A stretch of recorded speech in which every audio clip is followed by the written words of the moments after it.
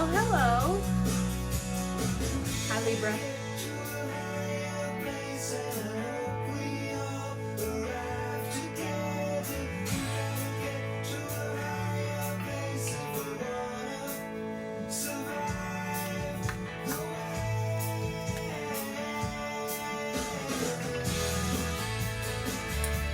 All right, so Venus in Libra.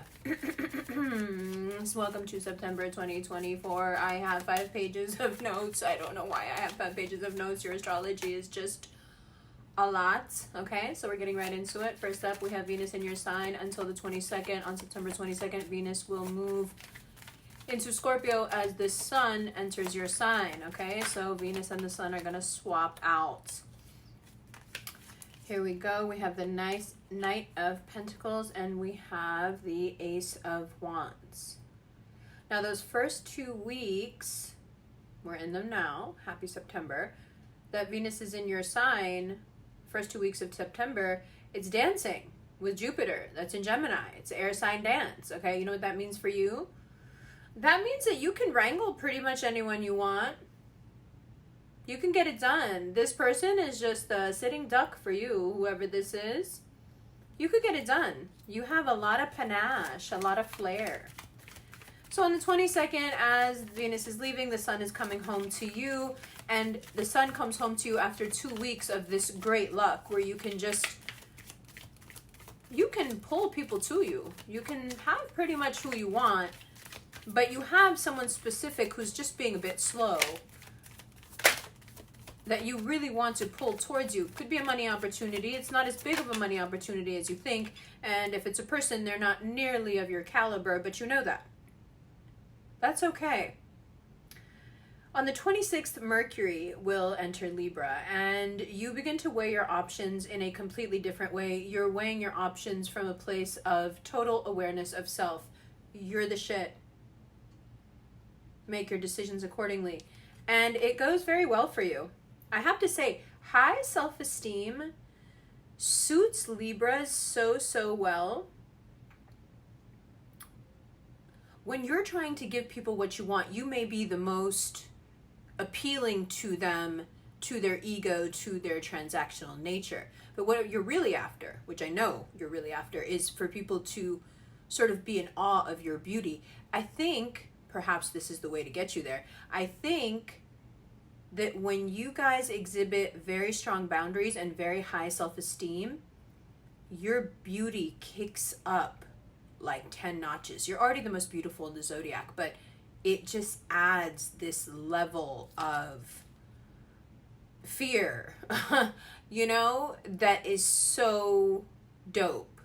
When you're feeling strong and your boundaries are strong, your mind is sharp, you can see the elevation of the Libra aesthetic as they become stronger, as they strengthen. You can see as you strengthen, you can see the blossoming happening. So there's a lot of that blooming happening when Mercury enters Libra, because I don't think you're up for the fake negotiations anymore. You know? I think you negotiate with people and go back and forth with people and people think that you're indecisive because they don't realize that you're just playing with them. They don't realize that you'd rather like fake negotiate with them and make it seem like you're going back and forth with them instead of just like saying what you want. They don't realize that the back and forth isn't indecisiveness. It's being afraid of saying what you want. You know what you want. It's taken me a long time to figure this out about you, and I'm sorry that I'm calling you out like this, not in the extended, like in the general where everyone can see. Hi, cross watchers. We need to get back into that. Everybody loved that. Forgot to do that with the Scorpio video, but I feel like everyone cross watches the Scorpio video. Okay, here we go. We have the Wheel of Fortune, the Three of Swords, the Five of Swords, and the Two of Cups. Okay, check it out. So for those of you who are in a situation where you feel like you have been super hurt and betrayed by somebody, and you have amassed quite some money with them, or you have shared wealth with them, you stand to gain a lot of that wealth if you choose to acknowledge your pain and, like I was just saying, say what you want. Don't waste any more time going back and forth.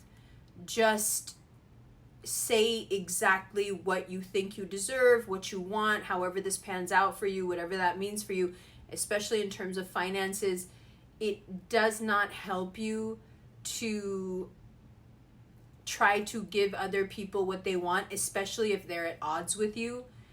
The diplomacy, it's just going too far. Again, when your self-esteem is high, your boundaries are strong, you're not going to prolong things and use indecisiveness as a way to hold on to something, or just as a ruse, so you don't actually have to say out loud the thing that may cause something final or has an air of finality to it.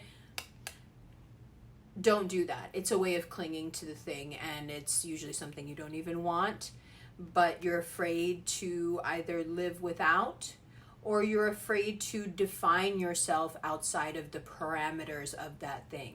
So for a lot of you, this is a marriage or a relationship. You don't know you don't know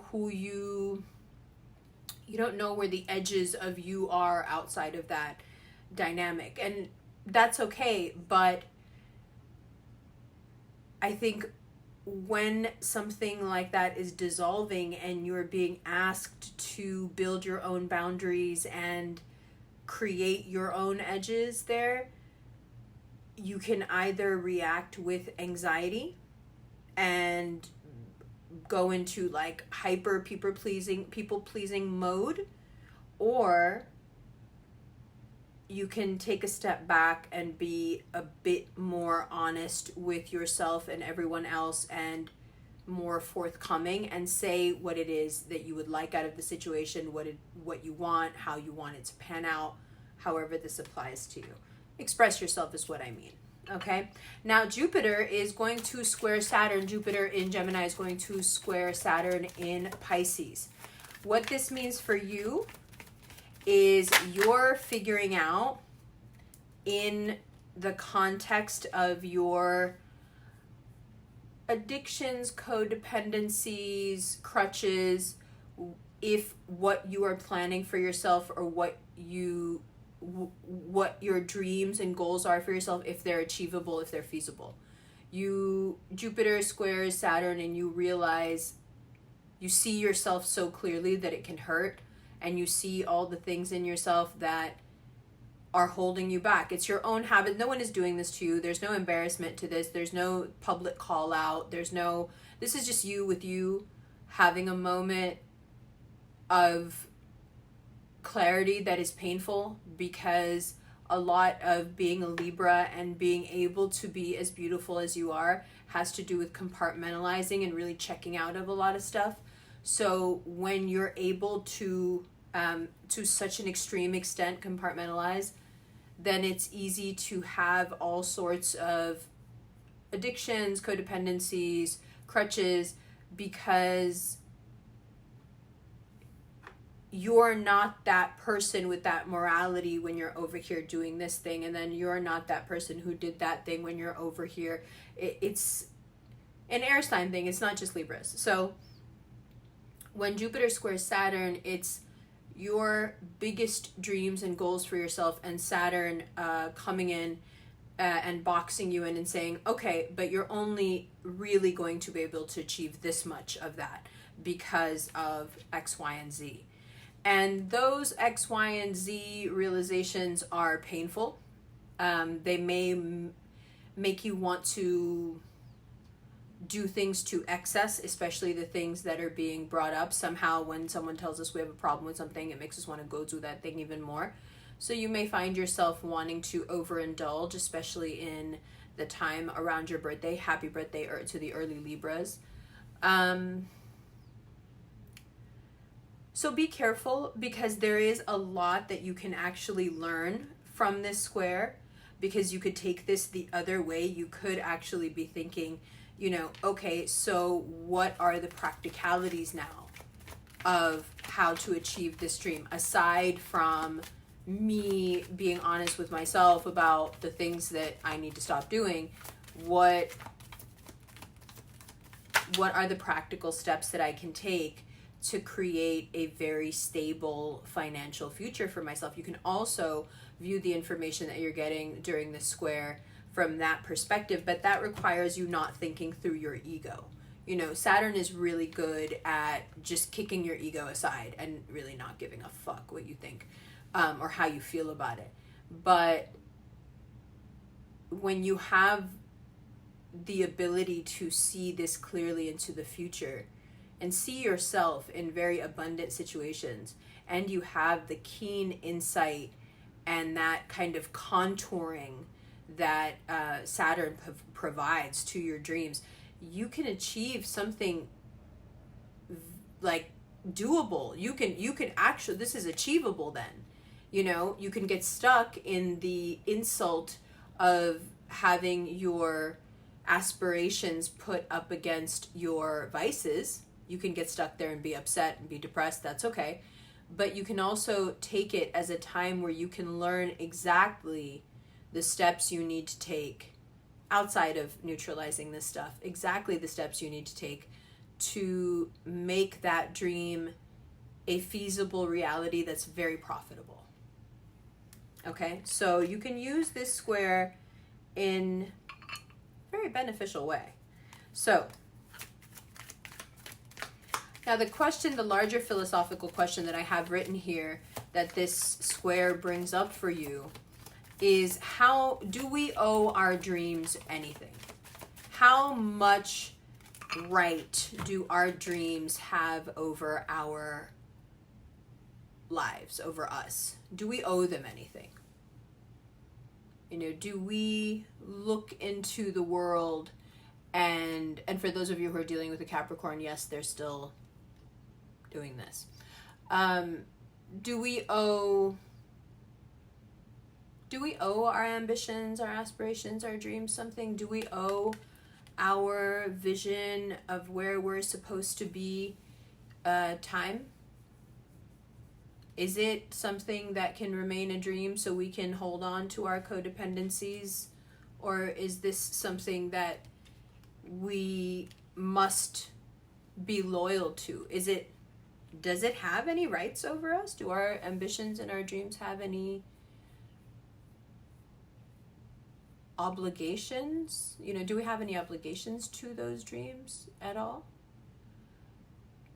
I think that if you're doing things the Libra way, there's a deep sense of responsibility to Libra. I think that you would say yes, that your dreams do have some say in how you behave, because that will depend on how quick you can meet your dreams. And looking at the parts of yourself, emotionally and physically, that are keeping you stuck and keeping you also delusional. It's not an honest place to be in, is what the square teaches you. You're not being honest with yourself, and it's going to teach everyone that, so don't take it personally. But it's the nature of what it brings to you that you're not being honest with yourself about that is so beneficial. It just stings a little, and sometimes, regardless of sign, once again, that sting is too much and we get stuck there. We don't want to hear anymore. We don't want to talk about it anymore.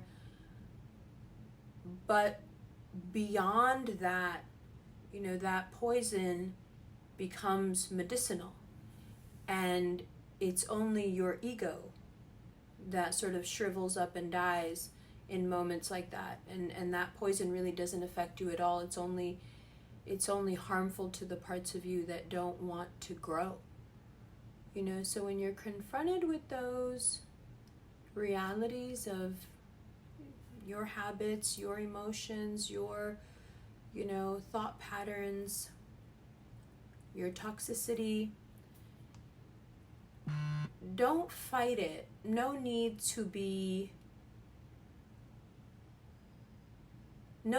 like I've said many times, no need to take it personal. Make it a blueprint. Make the opposite of what you see in yourself the blueprint of how you're going to get exactly where you want. And I think you also have to come to the realization that your ambitions are more based on how you want to feel, not what you actually want to have. There is a spiritual element to this where Libra gets to really exercise that spiritual muscle that some people don't think you have. You know, your feelings run very deep. They're just thoughtful.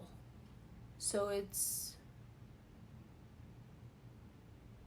hard for people to understand how deep feeling a thoughtful person can be. A thoughtful person can often be mistaken for a cerebral person, and that's not necessarily true at all.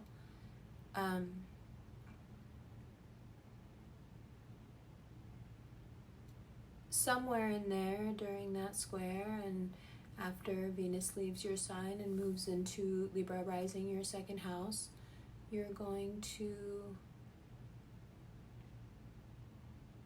have that realization that your dreams are just pictures in your mind or ideas that get you to a certain feeling. And that feeling is something that I suspect you'll start making yourself feel. I'm getting so annoyed with this. Making yourself feel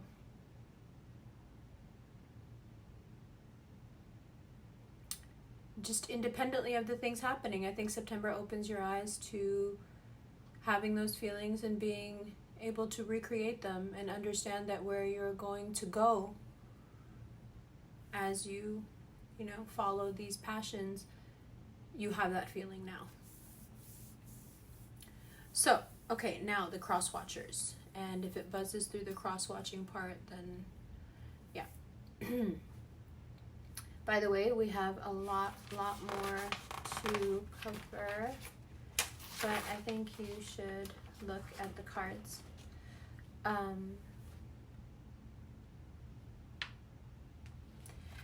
The one thing I will say, let's do it with the cross watchers, okay?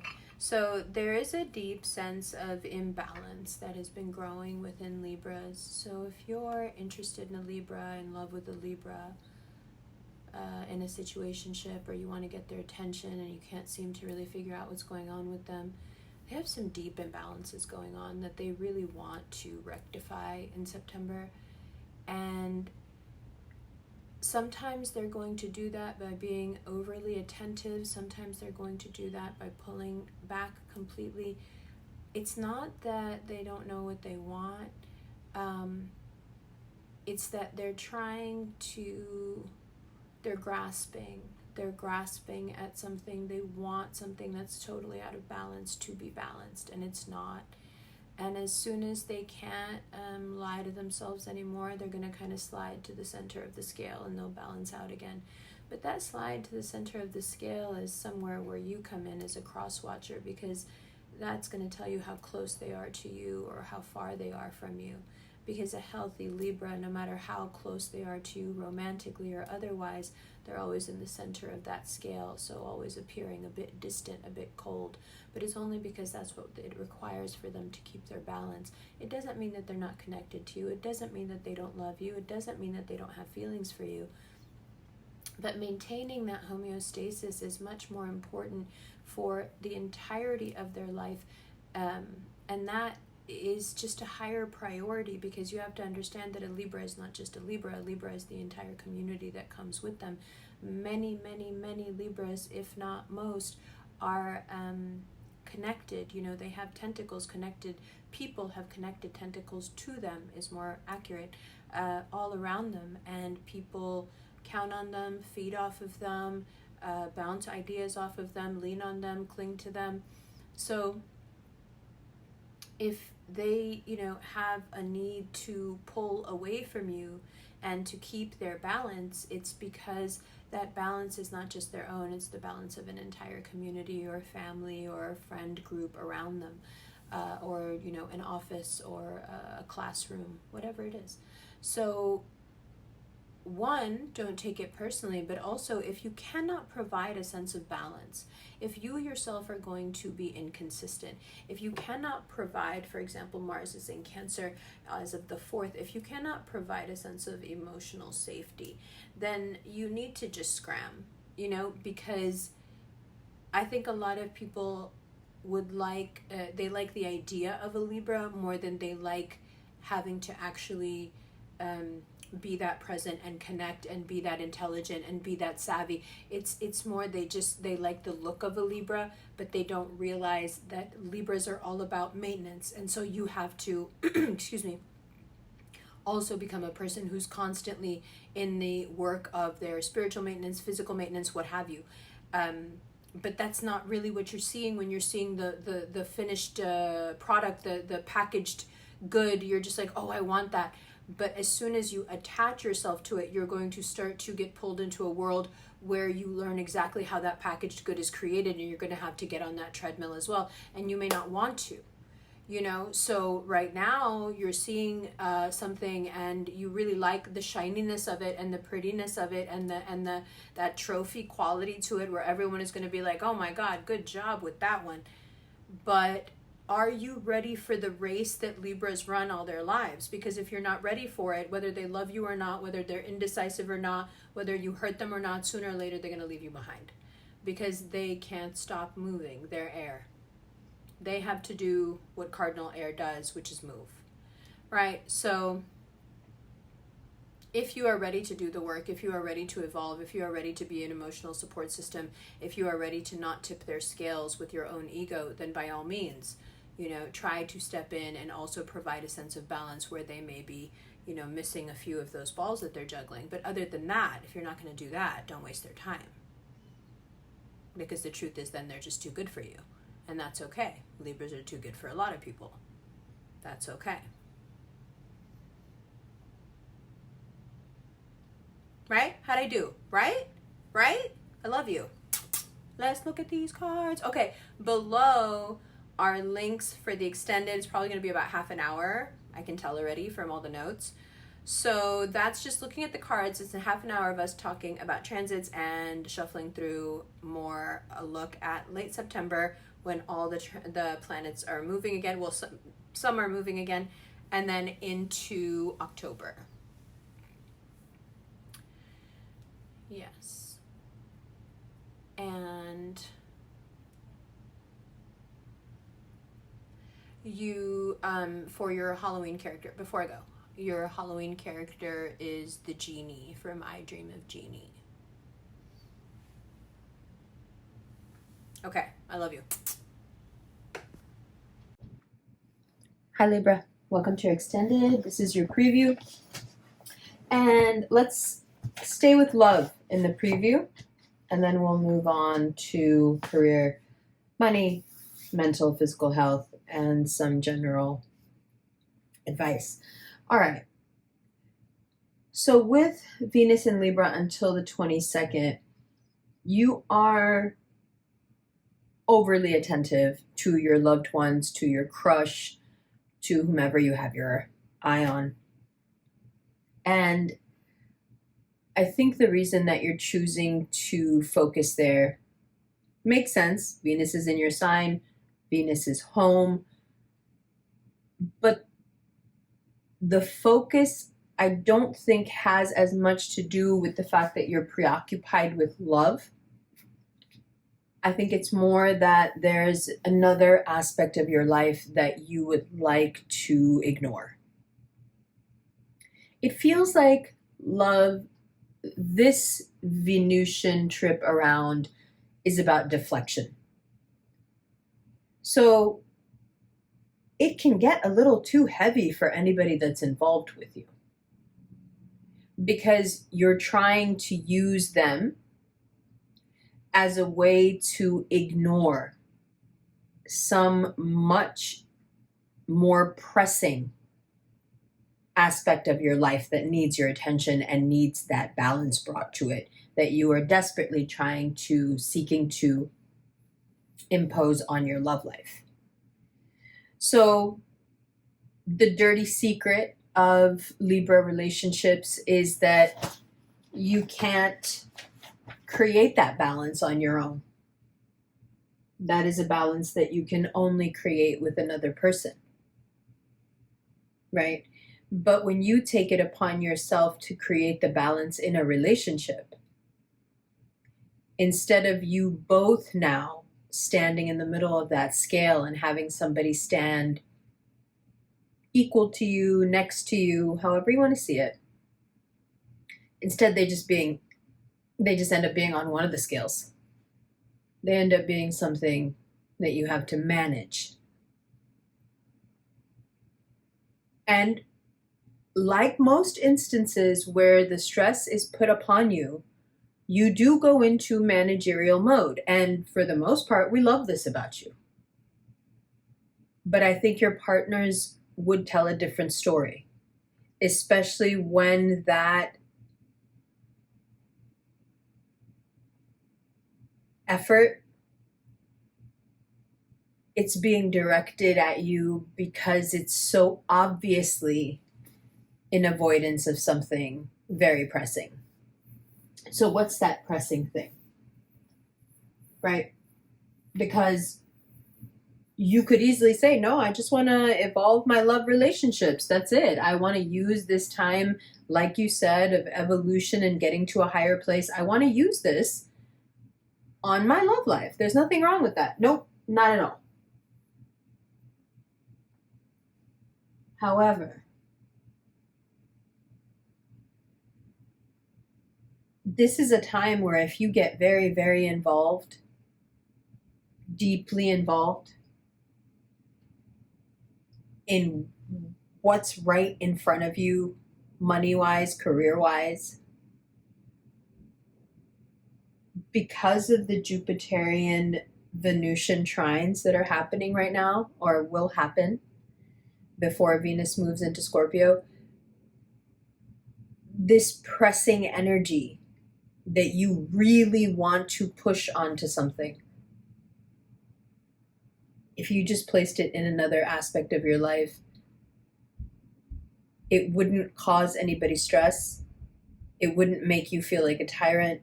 It wouldn't make other people feel put upon or clung to. In fact, in another area of your life, this very energy that can make you feel unwanted and like you're doing too much, this same energy can create enormous growth. That Jupiterian Venusian trine does make things a little too big. That's okay.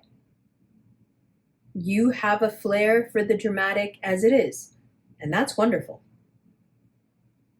When you add these things together, there is an aspect of your life where this energy is needed, welcomed. A part of your life that works like a machine. You'll pour this energy in and it will make itself 100 times over. Try that. Because the people in your life are not machines. And no matter how much you pour into a person, if they're empty or if they're full up, there's not much you can do.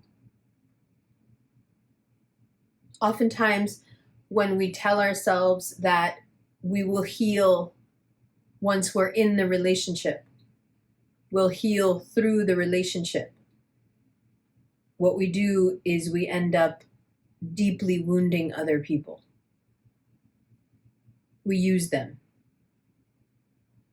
for our healing, as our bandages, as our salves.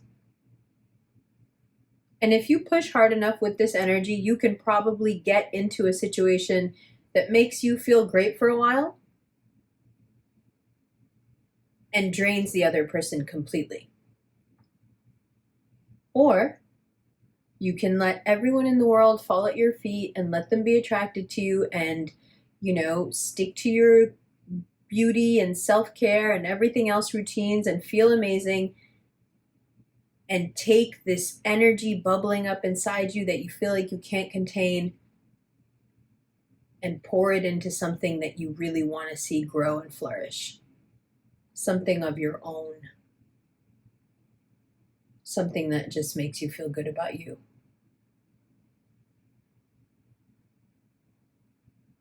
And the fact of the matter is that any love relationship or potential love relationship that's on the horizon for you will appreciate the pressure being taken off of it.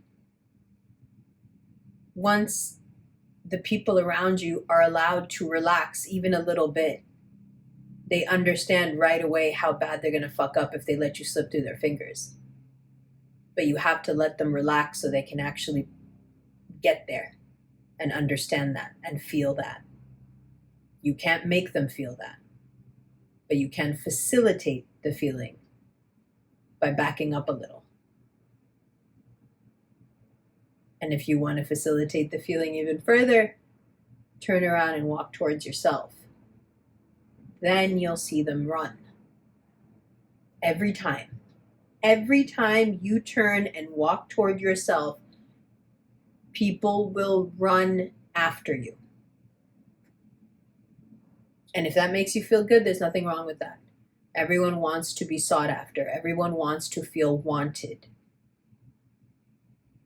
But if that's what you want, focus on yourself. Not to be cynical, but there's a lot of money to be made here. Okay? That's your preview. Love you. We're going to talk money, mental health, physical health, and a few other things. Okay? See you there.